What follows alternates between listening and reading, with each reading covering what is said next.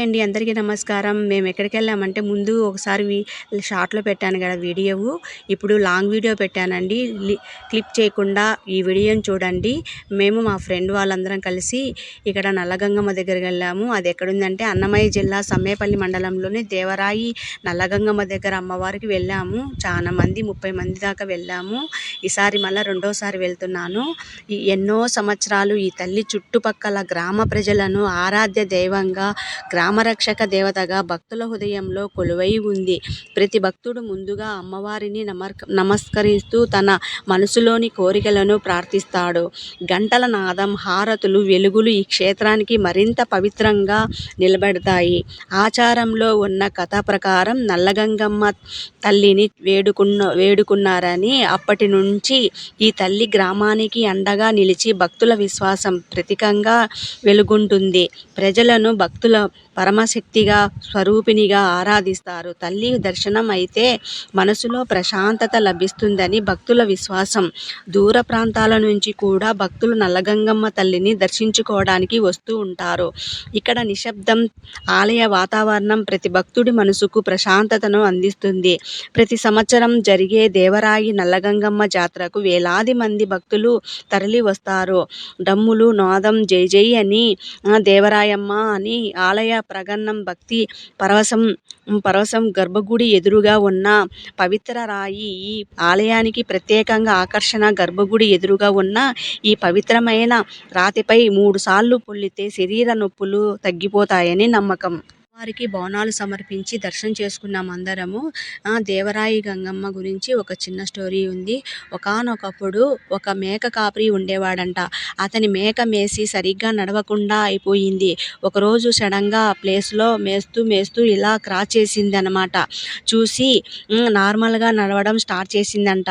ఈ మేక కాపరి వచ్చేసి దీన్ని చూసి, అరే ఎంతసేపు నడవకుండా ఉండేది ఇప్పుడు బాగా నడుస్తుంది ఏమిటి, ఈ ప్లేస్లో ఏముందోనని స్టార్ట్ చేశారు.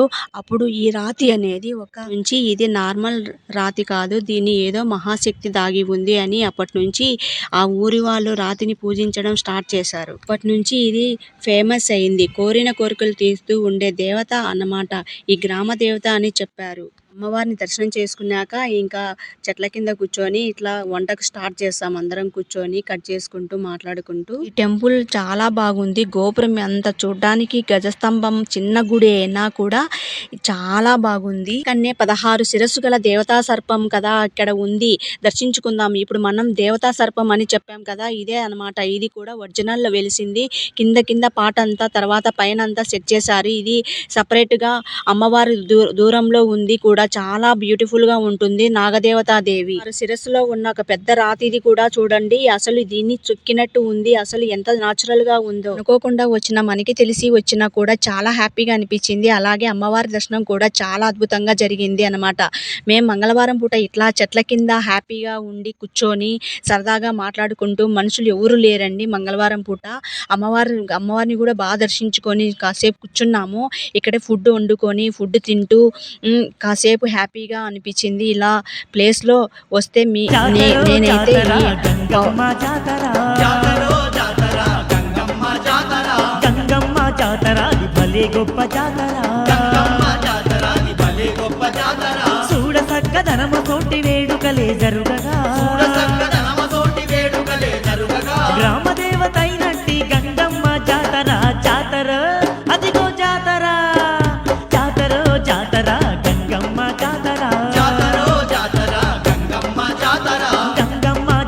అది భలే గొప్ప జాతర.